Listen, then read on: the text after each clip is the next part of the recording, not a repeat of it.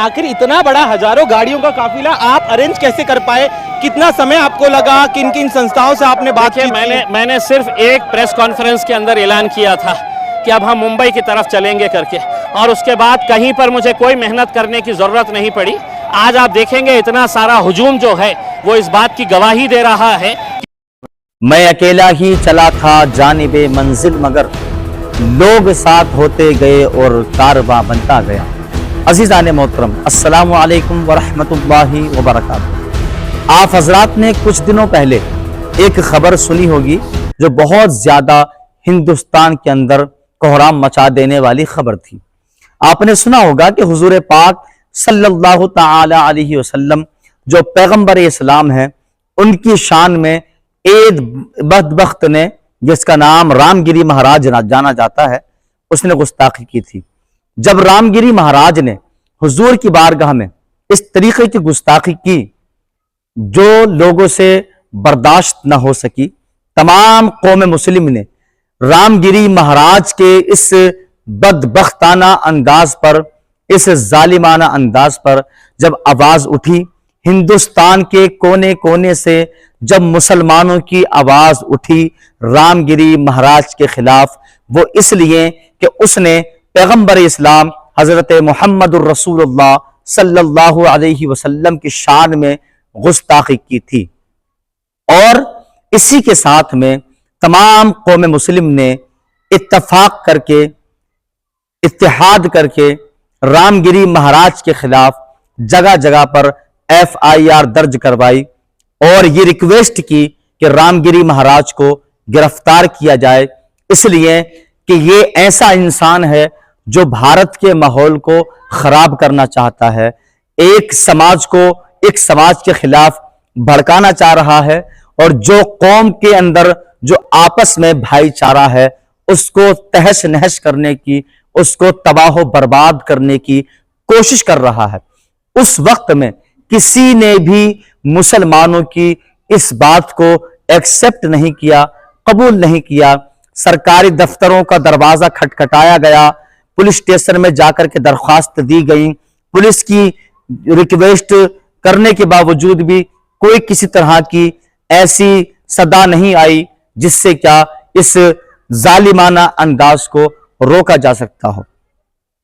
तरह तरह से लोग इत्तफाक की गुफ्तगू कर रहे थे, इत्तेहाद की गुफ्तगू कर रहे थे, लेकिन अब जब कोई भी रिजल्ट ना निकला, कोई भी अमन और सुकून का पैगाम देने वाला सामने ना आया, जब किसी ने भी रामगिरी महाराज के खिलाफ आवाज उठाने वाले की सपोर्ट ना की, जो देश को बर्बाद करना चाहता था, माहौल को खराब करना चाहता था, तो ऐसे वक्त में उसी महाराष्ट्र से, जिस महाराष्ट्र से यह खबर आई थी हुजूर की शान में गुस्ताखी करने की, उस महाराष्ट्र के अंदर एक बहुत बड़ा काफिला मुंबई के लिए रवाना हो चुका है। जो तमाम मुसलमानों को इकट्ठा किया गया महाराष्ट्र के अंदर, और हजारों गाड़ियां हैं, हजारों गाड़ियों के साथ हजारों मुसलमान हैं जो लब्बैक या रसूल अल्लाह के नारे लगाते हुए और हिंदुस्तान जिंदाबाद पाइंदाबाद के नारे लगाते हुए मुंबई की तरफ जा रहे हैं, सिर्फ इसलिए ताकि मुसलमान और हिंदू समाज के जो लोग हिंदुस्तान के अंदर रहते हैं, इस भारत के अंदर रहते हैं, आपस में मिलजुल कर एक तरीके से अच्छी जिंदगी, प्यारी जिंदगी और मोहब्बत उल्फत के साथ जिंदगी गुजारने का फैसला ले सके। और देखा यह गया है कि इसके जो सरबराह हैं, इसके जो सरपरस्त हैं, वो इम्तियाज जलील साहब हैं। हम सबको ये कोशिश करनी है, ये दुआ करनी है कि हमारे देश का जो माहौल खराब करने की कुछ लोगों ने साजिशें की हैं, कुछ लोगों ने कोशिशें रची हैं, इन तमाम की कोशिशों को अल्लाह नाकाम करे और हिंदुस्तान के अंदर हिंदू, मुस्लिम, सिख, ईसाई अपनी जिंदगी गुजार रहे हैं।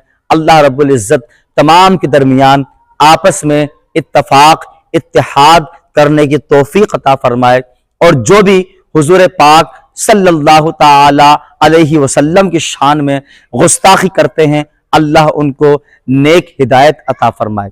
व आखिर दावाना अनिल हम्दुलिल्लाहि रब्बिल आलमीन।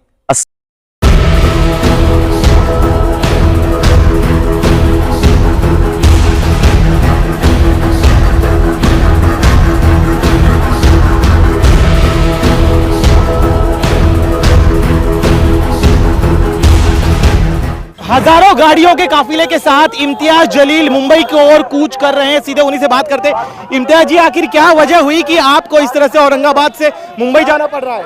देखिए, मैं सिर्फ औरंगाबाद से नहीं, आज पूरे महाराष्ट्र से लोग इकट्ठा हुए हैं।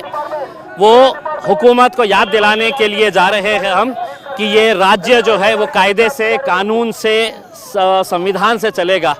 जिस तरीके से जाति, धर्म और मज़हब के नाम के ऊपर गंदी घटिया राजनीति खेली जा रही है, स्टेज के ऊपर खड़े रह के मुसलमानों को गाली दी जा रही है, हमारे धर्म के ऊपर गाली दी जा रही है, कोई कार्रवाई नहीं हो रही है, पुलिस खामोश बैठी हुई है, सरकार प्रशासन है तो इसको बढ़ावा दे रही है। और अफसोस के साथ कहना पड़ रहा है कि अदालतों से जो उम्मीद थी कि अदालत ने इसके बारे में कोई सख्त रवैया अपनाना चाहिए, वो भी जब खामोश नज़र आ रहे हैं तो हमें मजबूरन सड़क के ऊपर उतर के हमें कहीं ना कहीं सरकार को जगाने के लिए हम जा रहे हैं, उन्हें संविधान की एक कॉपी देने के लिए जा रहे हैं। आप कह रहे हैं सरकार को जगाने के लिए जा रहे हैं, लेकिन आप बताइए, मेहनत करने की जरूरत नहीं पड़ी। आज आप देखेंगे इतना सारा हुजूम जो है वो इस बात की गवाही दे रहा है कि लोगों के अंदर कितनी नाराजगी है। क्या ये देश, क्या ये राज्य गुंडागर्दी के हिसाब से चलेगा कि कोई कुछ भी कहेगा और हमने खामोश बैठ के सुनते रहना चाहिए, पुलिस ने खामोश बैठ के सुनते रहना चाहिए? महाराष्ट्र का एक इतिहास रहा है, बहुत अच्छे पुलिस ऑफिसर्स यहाँ पर रहे हैं, लेकिन अफसोस के साथ कहना पड़ रहा है कि राजनीति ने इनके ऐसे हाथ बांध रखे हैं कि ये बेचारे भी कुछ कर नहीं पा रहे हैं। अपनी आंखों के सामने देख रहे हैं कि गैर कानूनी कुछ हो रहा है, कोई क्रिमिनल एक्ट हो रहा है, लेकिन कर नहीं पा रहे हैं क्योंकि सरकार ने इनके पूरे हाथों को जकड़ के रखा हुआ। लेकिन देखिए, रामगिरी महाराज का कहना है कि उन्होंने कोई भी गलत बयान नहीं दिया है, अगर आपको आपत्ति है तो आप कोर्ट जाइए। आप इस तरह से सड़क पूरी समृद्धि एक्सप्रेस हाईवे है वो पूरा जाम हो गया है। रामगिरी महाराज आपके लिए हो सकते हैं, ये ऐसे गुंड कहा जाता है, हमारे लिए महाराज नहीं, उन्हें कहा जाता है। ऐसे गुंड प्रवृत्ति के लोग भगवा चोला ओढ़कर कैसे धंधे करते हैं ये आपने देखे होंगे। आसाराम बापू के सामने है तो पैरों के ऊपर पड़े रहते थे, लोटांगन करते थे, आज जेल में पड़ा हुआ है। ये भी जो है ये एक घटिया किस्म का आदमी है जिसकी मानसिकता घटिया है, और प्रवचन के दौरान इंसान ने इंसान की हैसियत से कैसा जीना चाहिए करके ये बताया जाता है। तुम्हारा धर्म खराब, तुम जिसको मानते हैं वो खराब, ये सब बातें हैं तो नहीं सुनने के लिए लोग आते हैं करके। तो इसको बुलाया गया है कि तू बोल ऐसा, हम चाहते हैं कि महाराष्ट्र का माहौल खराब हो करके। और उसी दिन महाराष्ट्र के मुख्यमंत्री आकर इनकी पीठ थपथपाते और कहते हैं कि यांच्या केशाला मी हाथ लावू देणार नहीं, इनके बाल को भी मैं धक्का नहीं लगने दूंगा। सोचिए, जो मानसिकता इसकी है वही मानसिकता सरकार की भी है। आप कह रहे हैं सरकार जो है रामगिरी महाराज का साथ दे रही है, लेकिन दूसरी दलील, खासतौर पर मुख्यमंत्री का एक बयान भी मैं आपको याद दिला दूं, जब उन्होंने कहा था कि इनके बाल को भी जो है हम ठेस पहुंचने नहीं देंगे। ऐसे में क्या इस तरह से इतना बड़ा काफिला लेकर जाना एक तरह से सरकार पर दबाव बनाने की रणनीति आप? बिल्कुल, सरकार सोने का नाटक कर रही है। हम सरकार को जगाने के लिए और एक संविधान की कॉपी उन्हें गिफ्ट करने के लिए आए हैं कि हमारा देश, हमारा राज्य जो है, महाराष्ट्र की एक संस्कृति हुआ करती थी। छत्रपति शिवाजी महाराज, छत्रपति संभाजी महाराज, फुले, शाहू, अंबेडकर, पुरोगामी महाराष्ट्र कहते थे। आज उसी महाराष्ट्र की हालत आपने क्या कर दी है? सिर्फ आपने राजनीतिक घटिया सिर्फ कुर्सी हासिल करने के लिए आप दंगे भड़काना चाहते हैं, आप माहौल खराब करना चाहते हैं, आप हर एक को छोड़ दिए हैं स्टेज के ऊपर कि जाओ गाली दो, जिसको देना है, हम तुम्हें हाथ नहीं लगने देंगे, बल्कि तुम्हारी सुरक्षा और बढ़ाएंगे हम। बिल्कुल, आप कह रहे, देखिए ये आपकी दलील, लेकिन एक और आरोप ये भी आप पर लग रहा है, चूंकि लोकसभा चुनाव में MIM का बड़ा वोट बैंक जो था वो उनके हाथ से छिटक गया और अब विधानसभा चुनाव करीब है, इसीलिए इम्तियाज जलील फिर एक बार अपने वोट बैंक को। आपकी गलत जानकारी है। MIM ने कितने सीटें लड़ी है महाराष्ट्र के अंदर, आप ये बताइएगा। उसमें हमने यहाँ पर ये जो लोग जमा हुए हैं ये कोई MIM के पूरे कार्यकर्ता है, ऐसा नहीं है। हमने लोगों से कहा था कि तुम किस राजनीतिक पार्टी से ताल्लुक़ रखते हैं, कौन सी तुम्हारी जमात है, तंजीम है, हमें कोई लेना देना नहीं है।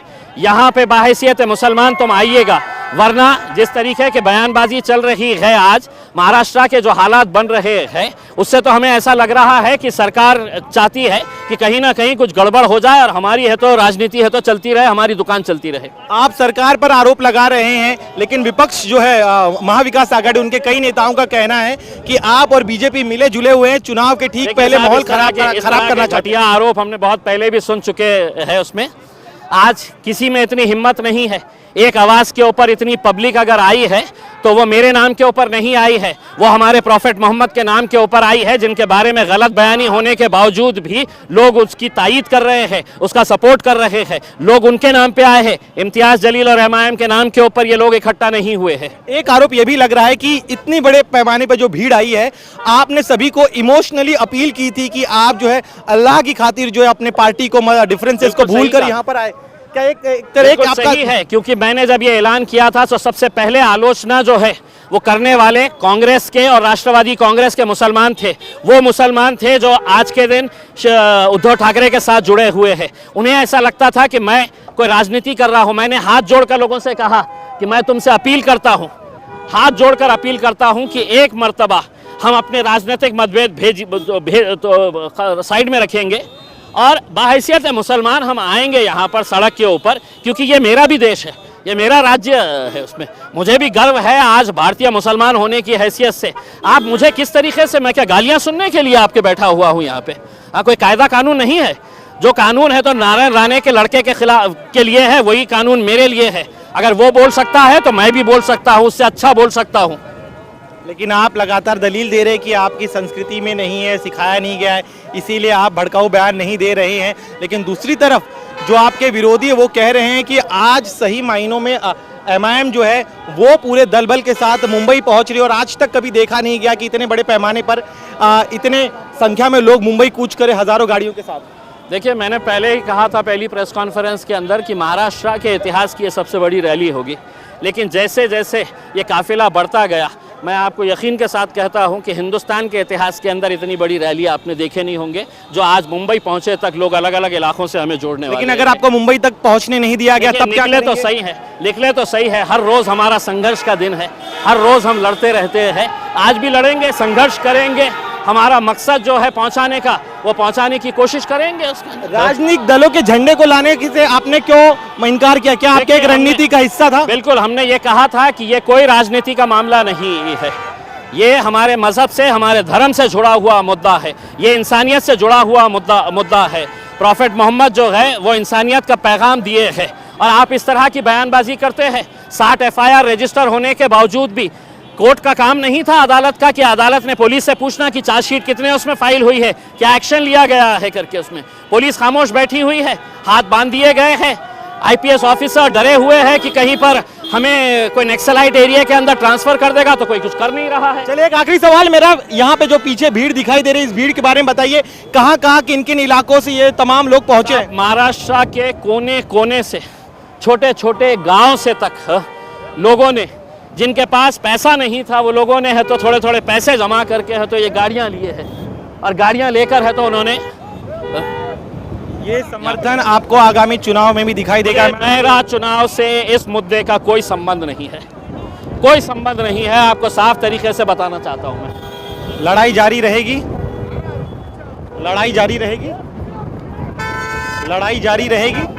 बिल्कुल, हमारा संघर्ष, हर रोज हमारा संघर्ष रहता है, आगे भी संघर्ष जारी रहेगा। एक जाने से पहले आप देखिए, हम लोग काफी हद तक आगे, लेकिन बताया जा रहा है कि बिना इजाजत आप लोग आगे बढ़ रहे हैं, ऐसे में आपको रोको? कोई ऐसी बात नहीं है। मैं पूरे लगातार 3 दिन से पुलिस अधिकारियों के संपर्क में था। मैंने पूरा पत्र व्यवहार किया था डीजी मैडम के साथ, यहाँ के कमिश्नर के साथ, पूरी इत्तला इन सबको दे दी गई थी। ये पूरे लगातार 2 दिन से मेरे संपर्क में थे, पूरा रूट हमने तय किए थे, तो ऐसी कोई बात नहीं है कि कोई परमिशन ये वो की। चलिए, शुक्रिया हमसे बात करने के लिए। तो ये थे इम्तियाज जलील, जिनका कहना है कि वो इजाजत के साथ